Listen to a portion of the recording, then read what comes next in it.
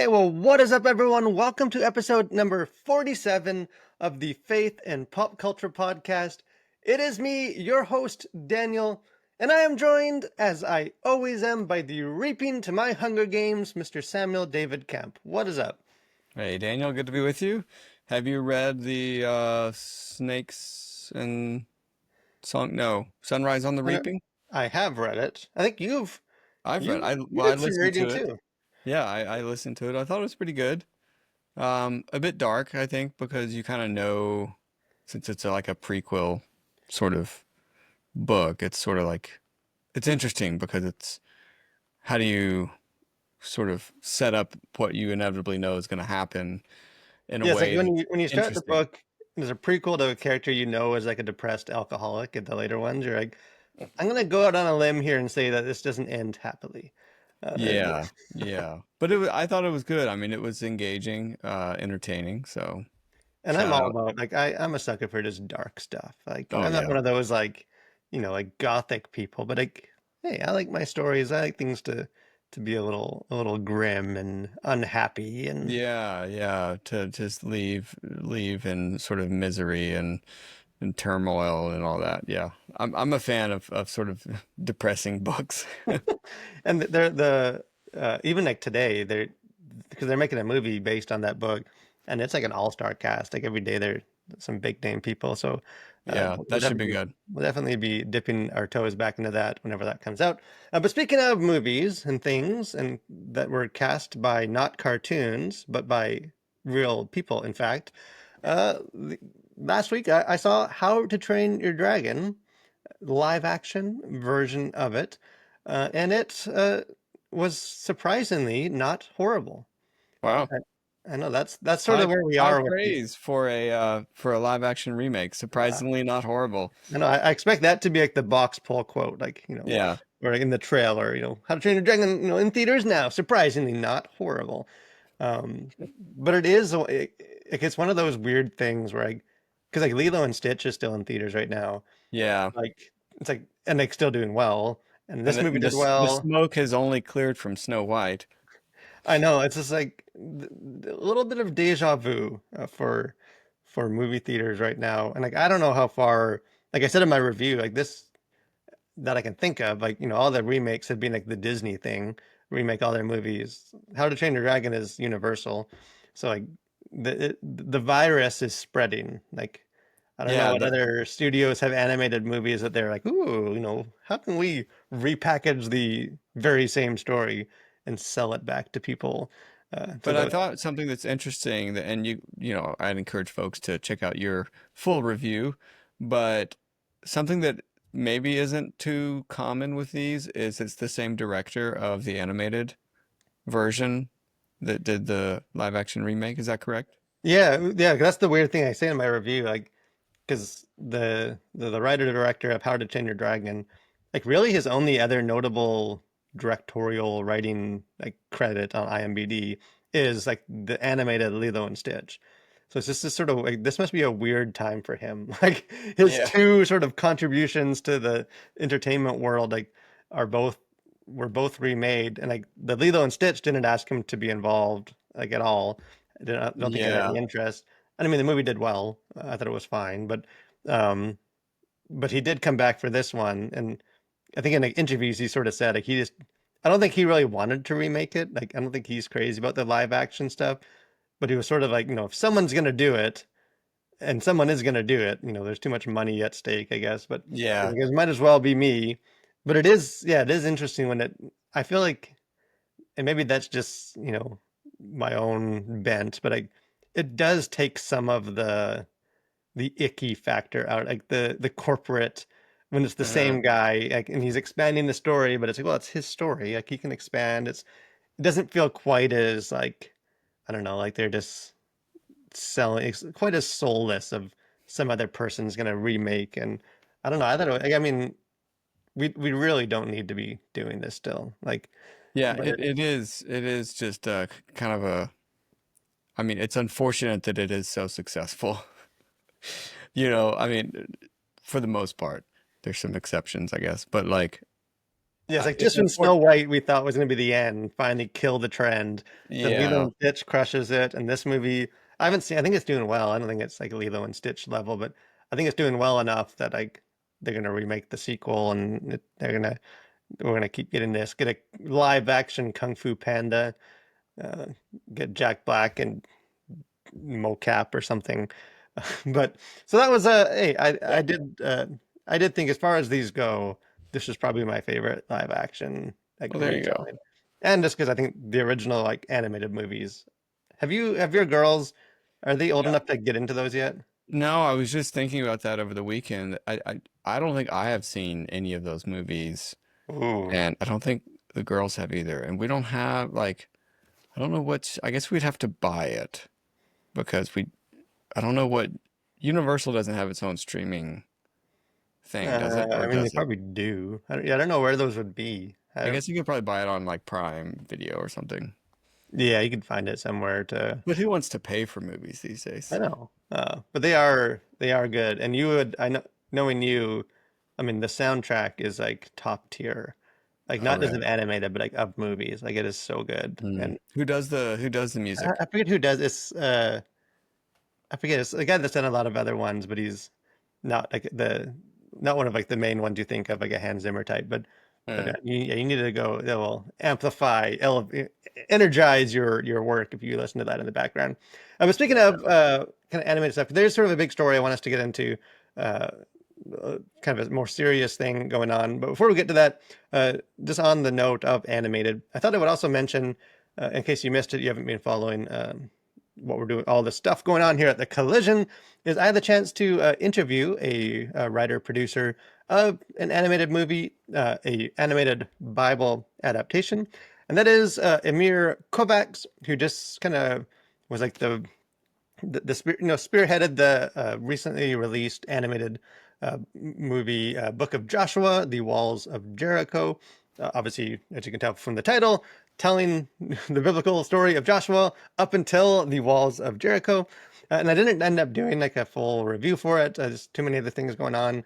It's like a direct to video kind of thing, and so I didn't review it. But I did always enjoy talking to creators and people, and I thought it was a good conversation. He has a lot of interesting stuff, just about the process of like, hey, how do you adapt something like the Bible, and just using animation as as a vehicle to do some of this. There's been other chosen house live action Bible adaptations, Yeah. but just stuff you can do in animation. So if you guys haven't checked that out yet, we'll link it in the description and show notes. But I thought it was a good conversation. I think it's Yeah, a and it seemed like it was a couple of things stood out to me. Is one that it was like 2D animation, and so it looks very much.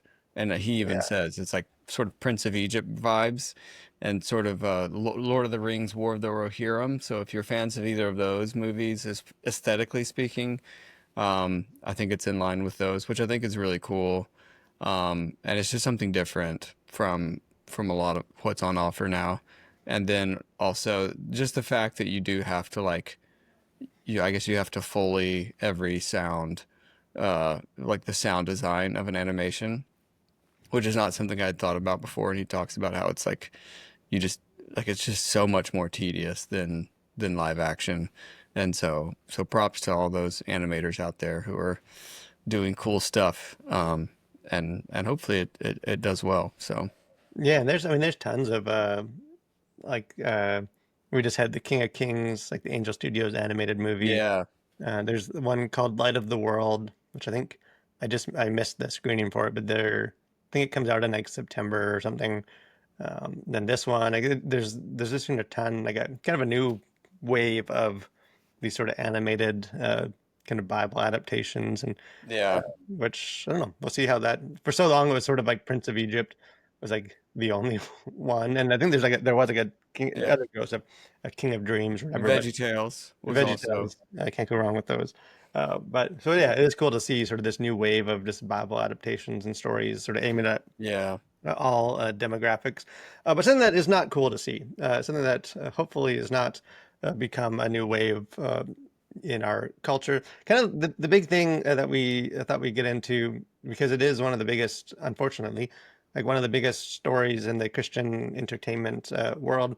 And that is the whole saga involving Michael Tait, the former lead singer of the band Newsboys, and before that, for us old school 90s Christian youth group kids, member of DC Talk, which is like, that's like for many people of our age at least. I don't know, were you a I DC Talk? I had cassettes of DC Talk, Well, so yeah, that's that that like that was that sort of shows you my vintage. yeah. I mean, like, I think for a lot of us, like that was sort of what got us into like you know, I guess rock. I don't know what you would call that style, but I kind of into Christian music was like cool, and it Yeah, I wasn't think that was like sort of like, was that, would you say that was like peak of CCM, or was that maybe the beginning of that whole? yeah, that feels like sort of the apex of that, like that because Yeah. they sort of had like crossover impact and like they were all over the place, and Jesus Freak was like the anthem of many of youth groups Oh yeah. back in the day. But unfortunately, things have not gone well for some of those members since then. So kind of as some of you probably have already seen, like there's been headlines and stuff, is just some like shocking revelations coming out toward Michael Tait, about his, essentially sort of double life, drug use, predatory behavior against young men, and all these things are coming out. So I thought we'd get into, because there's a lot of things about this story that in some ways actually ties back to, I know just like personally, like stuff that I've been thinking about. Like I know last episode or the one before, we talked about sort of fame and the way we're like drawn to, like the Joe Rogan's kind of like is he going to church? Like that appeal of like Yeah. fame. And in some ways this is, I guess, it's like an adjacent related conversation, but kind of from the other side of just, the kind of the dark side of some of that within the Christian world. But kind of if you aren't familiar with sort of all that's happened with this, to quickly kind of get us up to speed, and then we can get into sort of the implications of it. But like I say, back in January, so a couple months ago, like right before a big tour, right before like a new album, sort of abruptly left the band, which I mean, like that's, red flag, red flag, red flag. Like it's, but like his post, I mean, the post that he gave towards that to announce that was sort of, I mean, it's sort of the AI generated Christian band member leaving post, like sort of all the stuff that you would expect. Like says, this decision does not come lightly and has been a shock even to myself. But amidst prayer and fasting, I have clarity that this is the right decision. And he quotes Matthew 6:33. I truly believe these words, although I'm nervous about the future. I'm excited about what it holds for both myself and for the Newsboys, as we all seek first His kingdom and His righteousness. So again, not that that there's none of that is untrue or not wanted, but very Christian jargon, prayer fasting, God's will. I'm new adventures on the horizon, but it did raise people. That was sort of the smoke to the fire of like that Yeah. kind of came out of nowhere. Didn't really say a whole lot about why. Um, well, fast forward till this month, when we start seeing sort of the embers, the burning embers that are causing that smoke. So the Roy's Report is like a Christian website, kind of media group, just released uh, like a in-depth sort of article based on like I think 2.5 years worth of sort of investigation and like looking into, you know, his behavior and some of the rumors and things that have been apparently swirling around a lot. We'll link the article, but the article itself says, it's been called Nashville's worst kept secret. For decades, allegations have circulated that Newsboys frontman Michael Tait, formerly of DC Talk, has groomed and sexually assaulted numerous victims. I said after a 2.5 year investigation by the Roy's Report, which included interviewing more than 50 sources, the Royce Report has documented Tate's alleged predatory pattern with stories dating back more than 2 decades. Said has also corroborated allegations of Tate's alcohol and substance abuse with multiple sources. So kind of this bombshell, and then it goes into the article goes into actually like detailing their findings in very like icky, disturbing detail, which led Newsboys, the band, to respond, saying, says they put out a statement saying, last night our hearts were shattered when we read the news alleging drug abuse and inappropriate sexual actions by our former lead singer Michael Tait. While Michael has not addressed these allegations, we are devastated even by the implications. It says our hearts go out to the victims. So the four of us, meaning the four members of the band, are all husbands and fathers, and have 14 children. And then it ends. The part that I want to circle back to, but it ends as when he left the band in January, Michael confessed to us and our management that he had been living a double life, but we never imagined that it could be this bad. So that seemed to like, I mean, there's no going back from that. Like that's pretty, you know, you can't, you knew, the dam was going to break. So kind of the last one was posted, I mean, a couple of days ago as of recording this. Uh, Michael Tait finally like spilled it, kind of came forward and posted like a personal essay titled "My Confession," where he goes into detail. I mean, somewhat into detail, but at least says, yes, well, I think he says like, I might debate some of the like the details, but like in general, it's true. Like he'd been addicted to cocaine, using heavy drug use, that he was sexually touching boys and using his influence to act in ways that these men did not want, and that he should not have been acting. And he does call, he says like, I'll simply call it what God calls it, sin, so I don't blame anyone or anything but myself. While I might dispute certain details in the accusations against me, I do not dispute the substance of them. And then he kind of goes into sort of his own just confessing, hey, I'm imperfect, I'm a sinner, I've been trying to be better on this, healing journey. Don't ask you all the stuff you'd sort of expect from one of these sort of confessions. Which brings us to now. So that's sort of where things are, at least as of recording. I'm sure more and more, like, I mean, charges and things are going to come out of this. Um, but I don't know.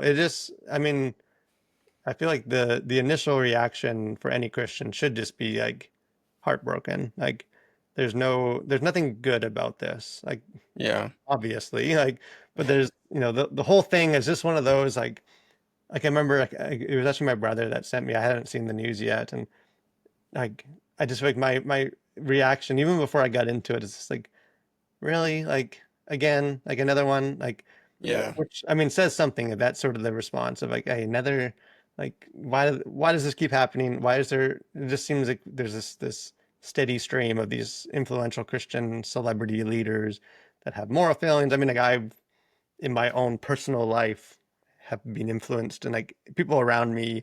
I mean, not personally influenced, but like people in areas of leadership and stuff in my own life have succumb to have these failings and things. And so it just seems like it's all over the place. But uh, so I think there's a lot to get into with this. But sort of what were your sort of initial, feelings or takeaways as you were sort of following this saga?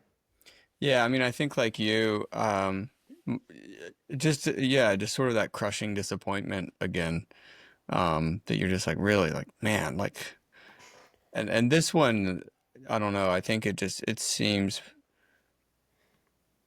just way more intense maybe. And I don't know, I mean, like I'm not keeping a record of all the different uh, leaders or famous Christians who have uh, failed in colossal ways.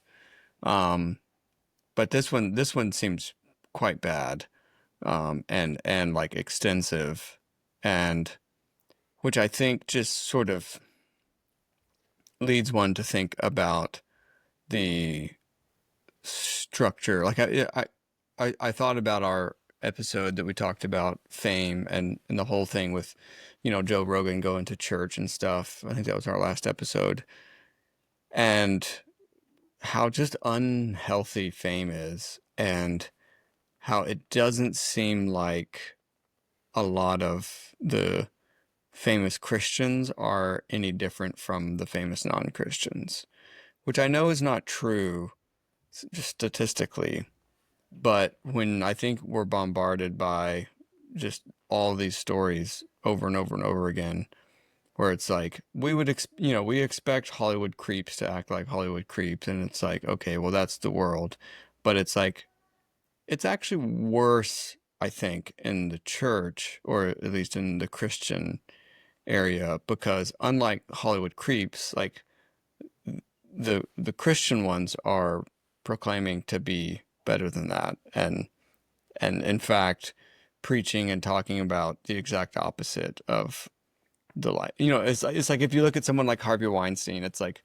okay, yeah, like that's horrible and that should be condemned, but it's like he's sort of like the like maybe the stereotypical like Hollywood producer guy that like everyone sort of kind of knows that sort of shenanigans goes on.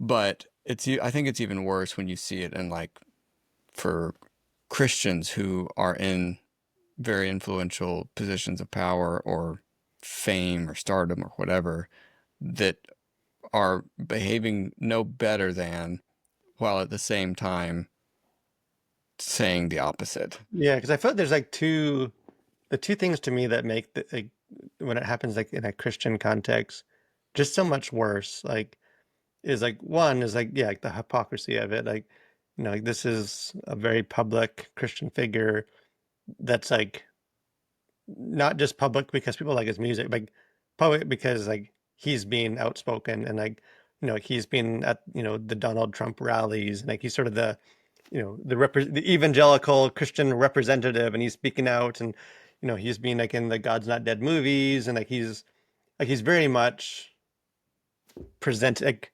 using his public platform to sort of represent and preach a message that's, as it turns out, is very different from the one that he's actually living. Like, he's on stage proclaiming it, then he goes back to his tour bus and he's, you know, preying on young boys and doing cocaine, and just the Yeah. hypocrisy of that is so gross.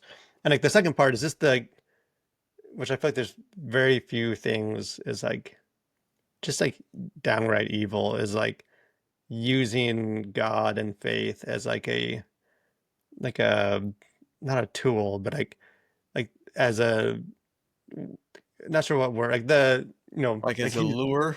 yeah like he's Yeah. it which like we've seen other that even like the apologist Ravi Zacharias, a lot of the accusations were similar to that, like where it's like like the men that he was preying upon were like other young aspiring musicians, and it's like you have this guy and like any male kind of sick male can like use charm and to do but like to use sort of the faith and like the jargon and like the spiritual you know to use that as like your doorway into that is Yeah. just such like a I don't know like that like that's like it's just That's sort of I hard to think that's a overstate. level of depravity that, yeah, that is far below all the other kinds of Yeah, it's accusations. like you're And not just like sinning in a way that goes against those convictions, but like you're actually using those convictions as like a false front to right. sin and to to abuse and to take advantage of people that and like yeah, it's like there's so much just about that and like and I do think like you said like it to me it does raise questions. Like I know a lot of Christians like or conservatives like our natural default is to like resist sort of like the systemic language of like like it's not the systems is any every individual like is accountable, Yeah. which is 100% true. Like it is every individual. There are a lot of other Christian musicians and stuff that are out there that aren't preying upon young men. Like Right. it's not like it's this causation of if you're going to be a famous musician on tour, like you're going to be doing cocaine in the bus. Like that's not true. But like there is there is a frequency of it and like a pattern because even I saw this morning Hayley Williams, who's like the lead singer of Paramore, which I think people forget kind of came like they were kind of a Christian, so-called Christian band. Yeah, that was Like they sort were of never really aligned. Like I think like they several of them were Christian or came out of Christian backgrounds, but they never really fit in that world. But like they were sort of in their early years. So like they know a lot of these people. Like they were sort of in that circle, so at least for a bit until they blew up in fame. And she sort of went on a rampage this morning about this, like kind of quoting things and calling them out and just saying like there's, like how many more times does this need to happen before we sort of wake up and people, see that it's not just sort of isolated, well, we're all sinner kind of stuff. Like, but there's this something about kind of something like distorted and depraved about this like system, this like Christian fame, celebrity, entertainment world that like is itself kind of enabling and because that is one of the questions for me is like yeah. like I know and I'm I want to give everyone the benefit of the doubt, but like the newsboy, like the other members of the band, I don't know, like do you like maybe I just haven't been on tour as a famous band to know how that all works, but like how do you not know? And then like Yeah. how do you not know? And then like when you're told a double life, like do you not look into that and like or is Yeah, it like sort of spell that out for me, like if one of if your lead singer steps away and it's like I've been leading a double life. Oh, okay, well, I guess we'll find somebody else.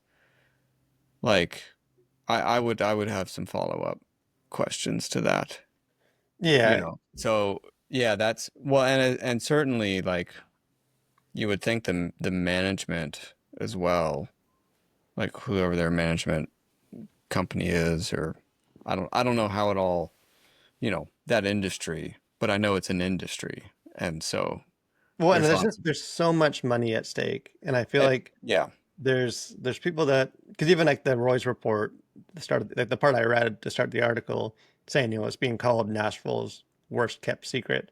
For yeah, decades, this is it's like surely people know at least the rumors, and then yeah, like when you start seeing like when it starts to when he's actually quitting and telling people I've been living a double life, like I feel like even other people not as close to him can start drawing the connections and yeah, I feel like this is the response, because I do again I know there's a balance of like we need to show grace, but yeah, there's also a sense where some of this always sort of grinds me wrong of like like these the the God's really been working on change. Like, I hope that's true, but like were when were you planning to sort of come forward and start to make things like it feels like God only starts ever working in these situations once like the veil is being pulled back and the truth gets out and you sort of have to go into the PR, like put out yeah, fires. It's like, like there's been, half a year, 6 months since you quit, like, and it seems like you haven't, none of these people you've preyed upon as you've reached out. Like, I don't know, like some of these sort of heartfelt confessions, it's hard not to be cynical a bit of like, yeah, hey, I'm glad you're confessing, and I hope everything you're saying is true, and that God is changing you. And I know we're all sinners, and like, we're all as much in need of God's grace, all that. But it's just the timing of it. Like, like now the yeah, Newsboys band really cares, and they're shocked by the allegations. Now that the truth came out, and it reflects poorly on the band. Like now Michael Tait's coming out with his confessions and his life, his journey he's been on. But like he's doing it now once the report comes out, not before. Right?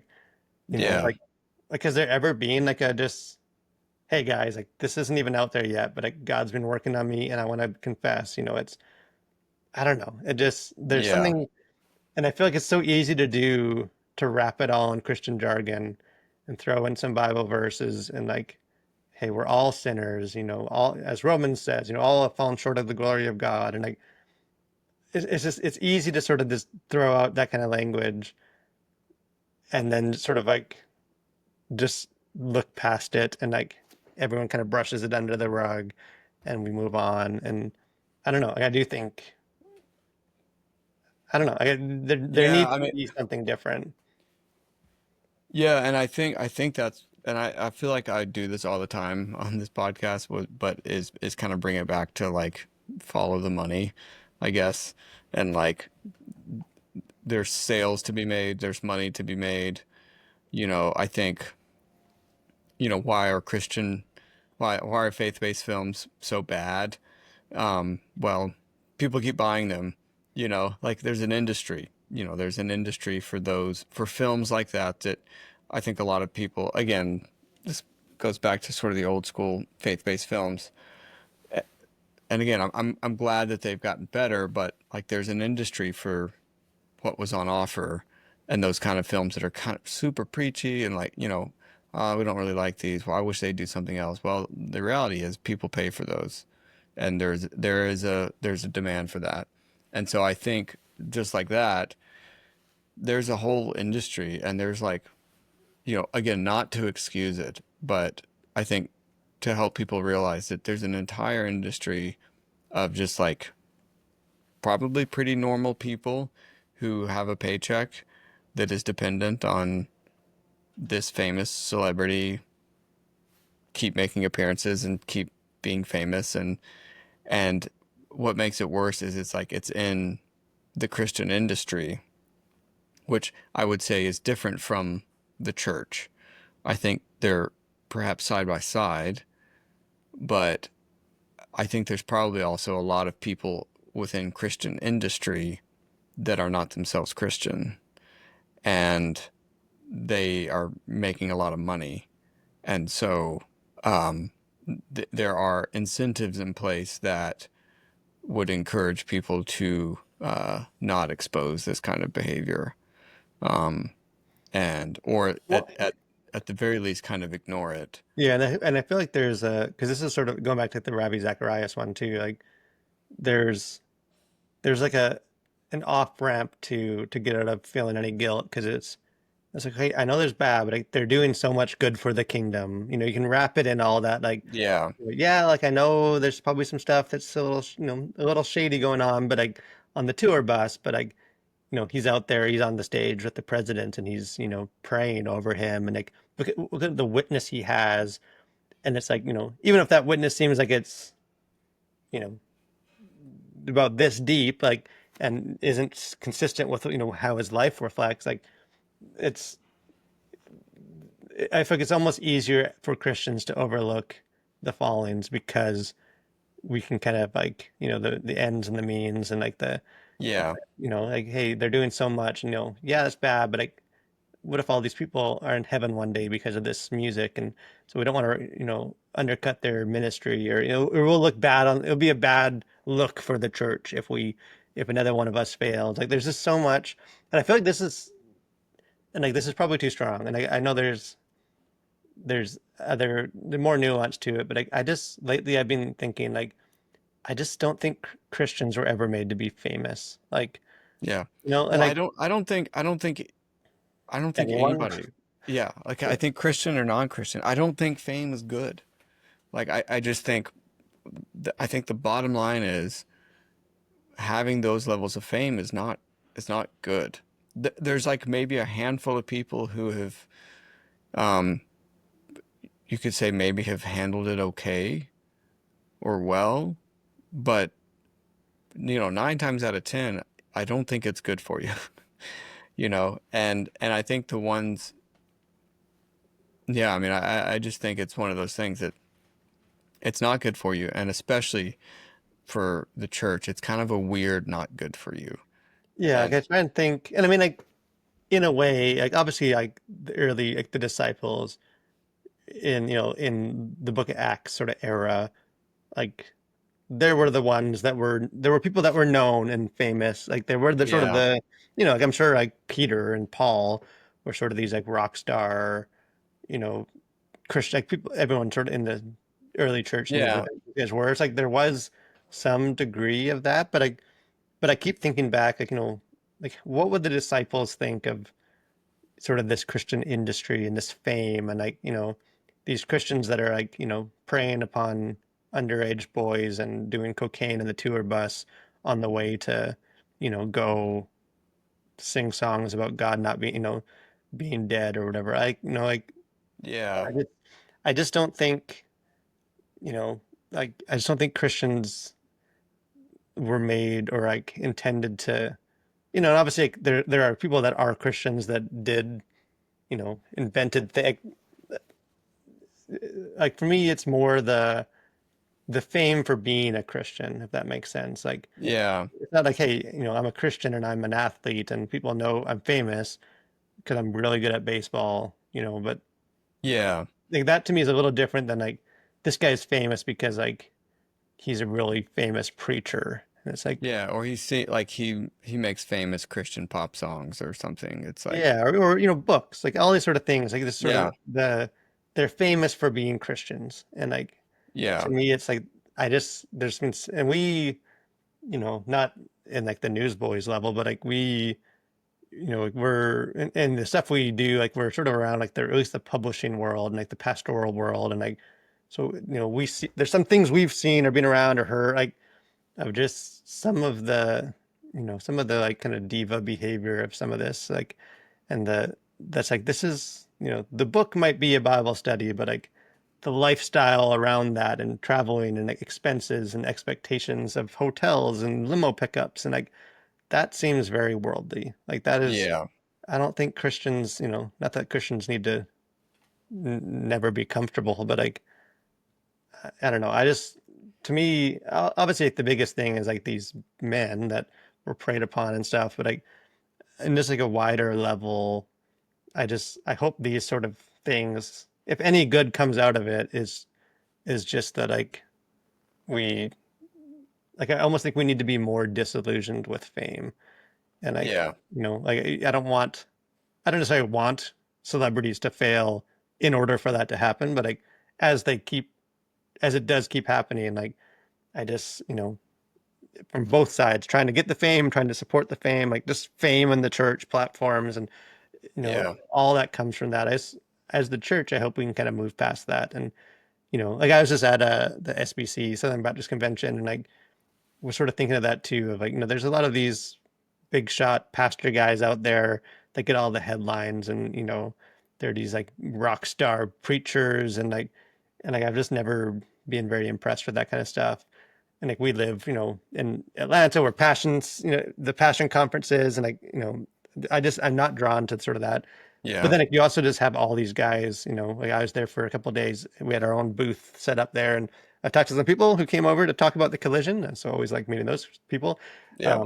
But you just meet all these like, hey, I'm a pastor in this small town, got a church of 150. I love it. I love pouring into these people and preaching the gospel. And it's like, Yeah. I think that's the point. Like, Yeah. that's what we need to be fostering is this, humble servants that are excited to just preach the gospel and love people as opposed to sort of these rock star, yeah, we pick them up in a limo, pay them a ton of money and they're going to go preach and it's going to be this big event and stuff. Like, I don't know.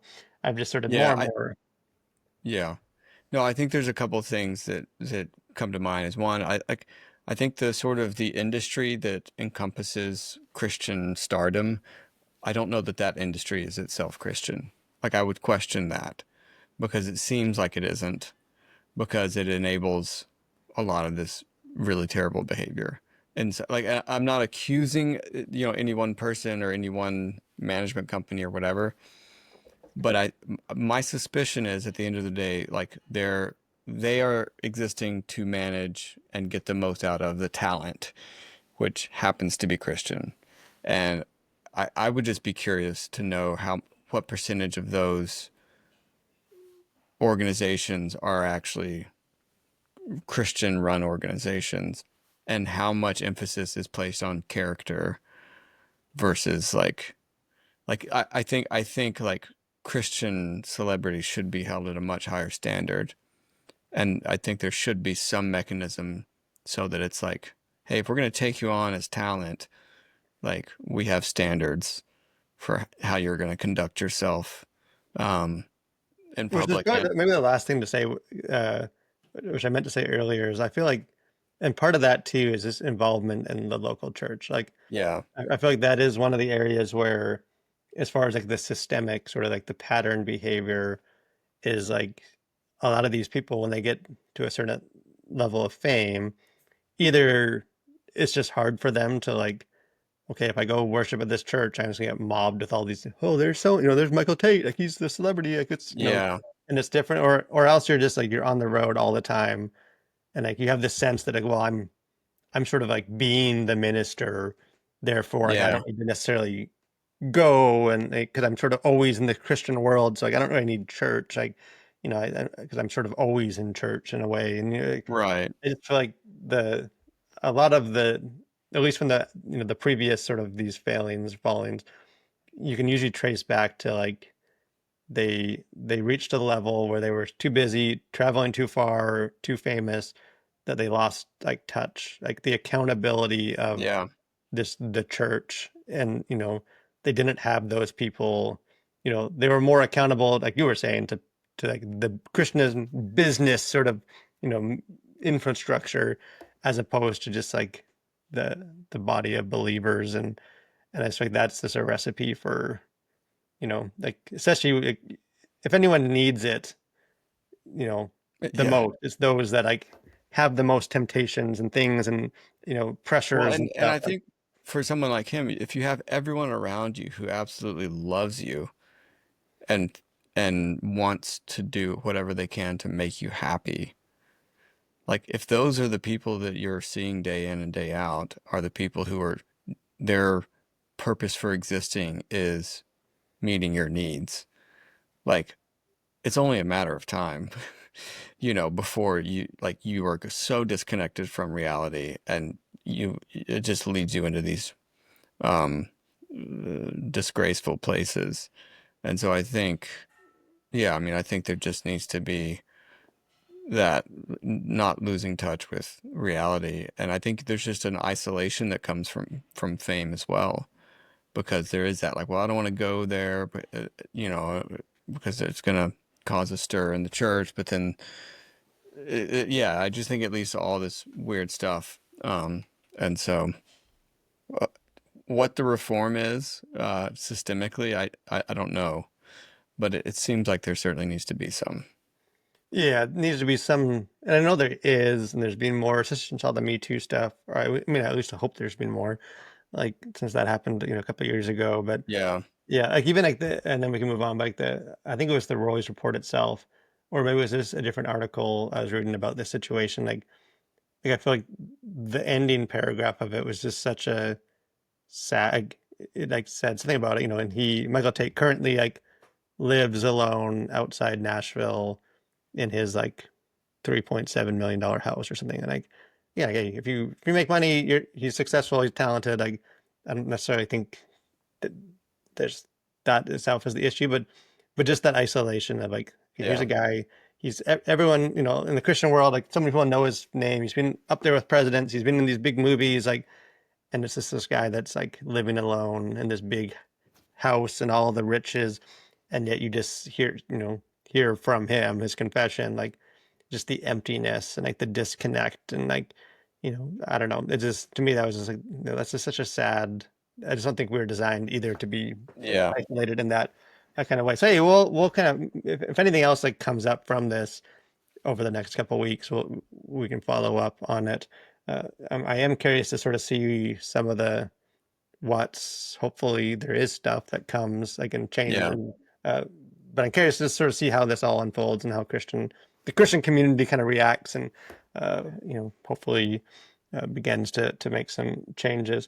I was speaking of things that I am also curious to hear, uh, less a little less serious and icky than what we've just been talking about, and that is the final episode of this podcast, which is things we like that you should like too.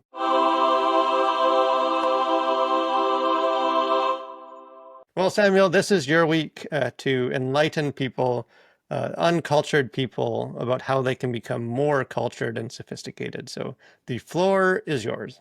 well, thank you, Daniel. I'll take my cue from what you presented last time, and that was the Under Paris, I think was the name of the sharks in the Oh Seine yeah. River, which reminded me of a movie I watched recently. I think it's on HBO Max or HBO or whatever their name of their streaming service is now. Um, and it's a movie called The Wave. And if you need some other like natural disaster, uh, disaster thing to be worried about at night. Apparently, oftentimes it is the case that in the fjords of Norway, chunks of mountain will break loose because of seismic activity or what have you, and slide into a fjord, generating these massive waves that will then just traverse the length of the fjord and just devastate whatever village is at the end of it. I didn't know this was a thing, but this movie is basically there's I guess a potentially really big one that could happen, and this movie is based on what would happen if that did happen, and something like a 40-foot wave that takes about like 10 minutes to get from this mountain that they're monitoring into the village, and it's got all the great points of like disaster movies, and it does focus very much on the human story, which I think is really good, and just sort of what people do in that situation. And of course, there is the sort of lone seismologist guy, scientist who he knows this mountain and he's got a bad feeling, and he just won't let it go. And he's about to move to a different job in a different part of Norway, and but he just like something's not right, and the rest of the movie unfolds as you might expect, and it's just great. Like so, I think it's in Norwegian, so there are subtitles, um, but it's a great flick, and I think you would love it, Daniel. Well, see, I will take that further and say not only do you think I would love it, but I did in fact love it. Because if Ah, there's obviously what shark has this? monster, Is this a first, Daniel? Is this have I we've watched the presented same movie. something? See, Have I I think presented something and you have also seen it already? I know this is probably one of the first where our interests actually overlapped. Yeah, With the, I mean, Norwegian subtitled disaster flicks like that's that's a yeah. now you're starting to speak my language.